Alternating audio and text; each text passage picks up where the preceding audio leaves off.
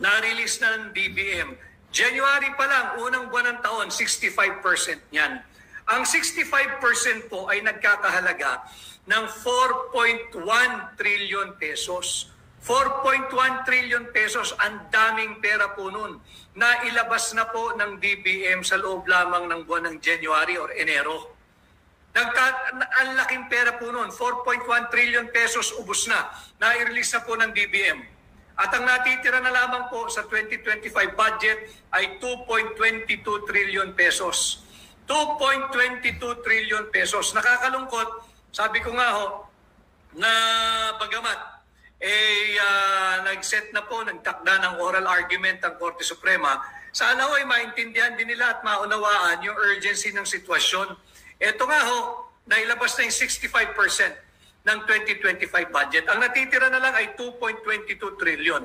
At ito ho ang talagang nakakagulat, nakakagalit, yung 531.37 billion. Ulitin ko ha, 531.37 billion pesos na para sa unprogrammed appropriation ay na-release na.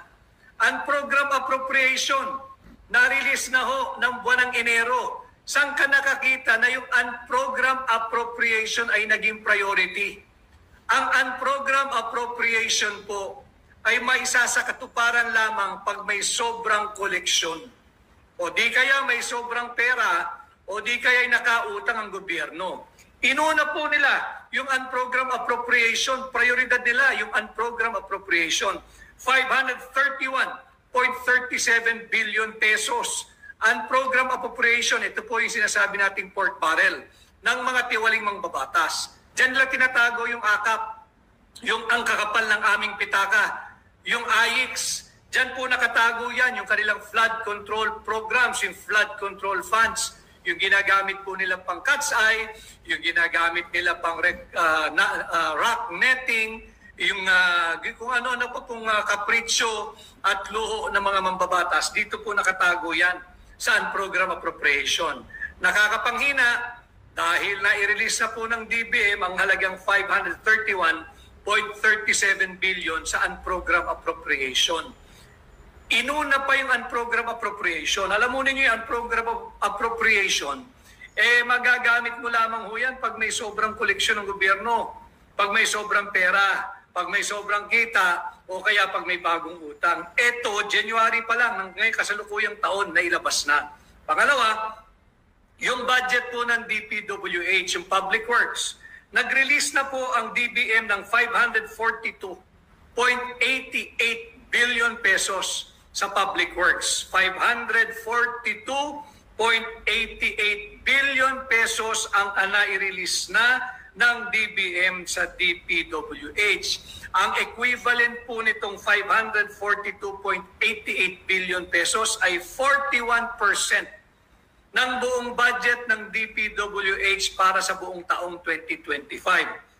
Yung 542.88 billion, ito po'y 41% ng 1.088 trillion allocation o pondo ng DPWH. January pa lamang ho, release na ng DBM ang 65% ng ating 6.326 trillion pesos budget.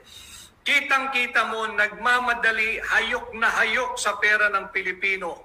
Nais nilang mailabas agad ito bago pa makapag-issue ng TRO o dili kaya ay magkaroon ng permanent injunction at madeklarang unconstitutional, illegal, invalid, unlawful, immoral at criminal itong 2025 budget ng Marcos administration. Bakit po tayo nalulungkot? Sapagkat kagaya po nung ating napag-usapan kahapon, baka naman pag lumabas na yung order ng Korte, halimbawa katigan talaga ng Korte Suprema at ideklarang unconstitutional ang 2025 budget, paper victory na lang ho. Paper victory. Tagumpay tayo sa papel na lamang, sa kautusan na lamang, sa decree na lamang ng Korte, sa order na lang ng Korte, sa ruling na lang ng Korte. Pero hindi rin naabatan yung korupsyon na ating linalabanan. Kaya nga po, hindi ba't tinugon ko?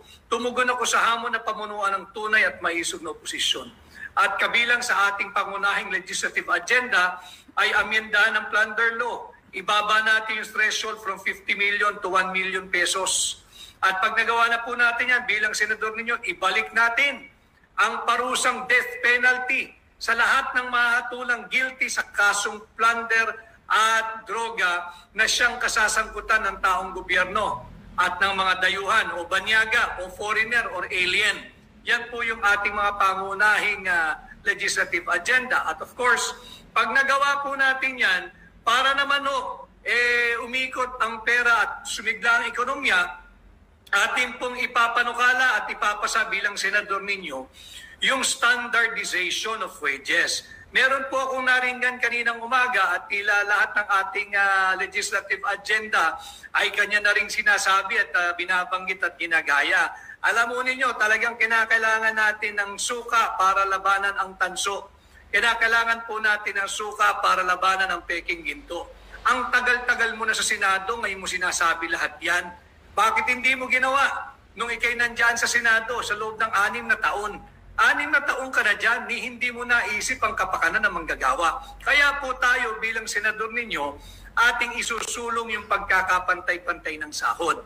Wala na pong diskriminasyon sa sahod ng mga nagtatrabaho sa probinsya kung iahambing mo sa sahod ng mga nagtatrabaho sa Mega Manila. Ulitin ko, hindi po totoong mas mura ang buhay sa probinsya. Hindi po totoo ang kasabihang mas mura manirahan sa probinsya. Ano po ang ating prueba? Marami pong lugar sa labas ng Mega Manila na higit mahal ang singil sa kuryente. Marami pong lugar sa labas ng Mega Manila na higit na mahal ang presyo kada litro ng produktong petrolyo. At marami pong lugar sa labas ng Metro Manila, ng Mega Manila, na pareho lang po ang presyo ng isang pirasong manok na may isang pirasong kanin at may isang pirasong gravy sa Jollibee dito sa Mega Manila. Yun din ho ang presyo ng isang pirasong manok na may isang pirasong kanin at isang pirasong gravy sa mga probinsya.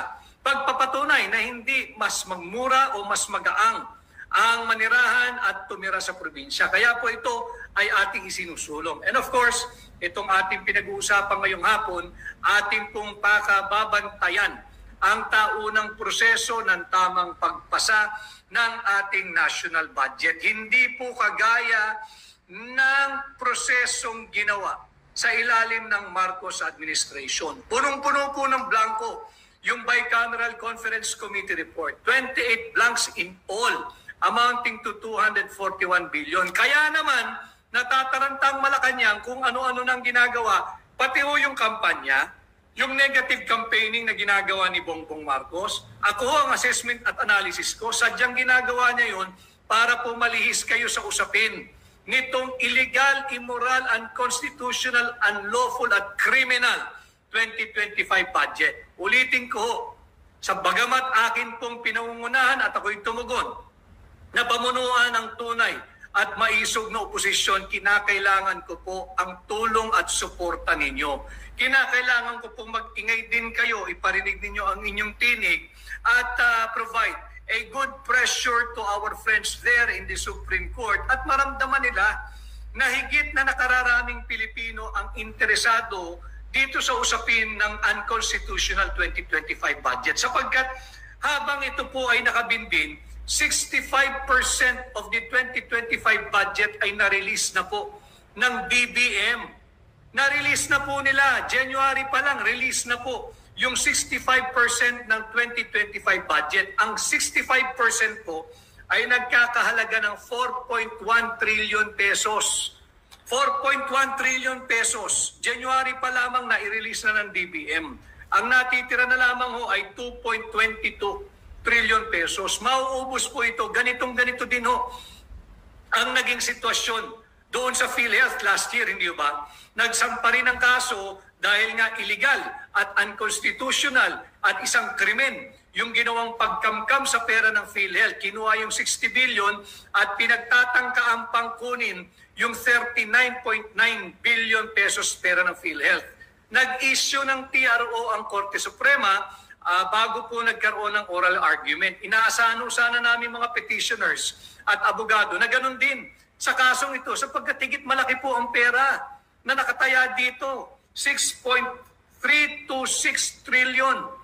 Pera nating mga Pilipino. Sana naman ay makita rin ito ng ating mga kagalang-galang na maestrado, kagalang-galang na hukom sa Korte Suprema sapagkat linulustay na po ng Marcos administration ang pera ng sambayan ng Pilipino. Pera din po yan ng mga maestrado. Ano ang kahalagahan? Bakit tayo ngayon ay nagre-report sa inyo? Dahil sabi ko nga sa ating diretsyong pakikipag-ugnayan sa inyong lahat, totoo at tapat na impormasyon ang inyong makukuha. Importante po na mapigilan yung patuloy pang pagre-release ng DBM ng pera nating mga Pilipino sapagkat pag ito po'y nagkatuloy-tuloy, magiging paper victory na lamang po kung magdedeklarang unconstitutional ang Korte Suprema.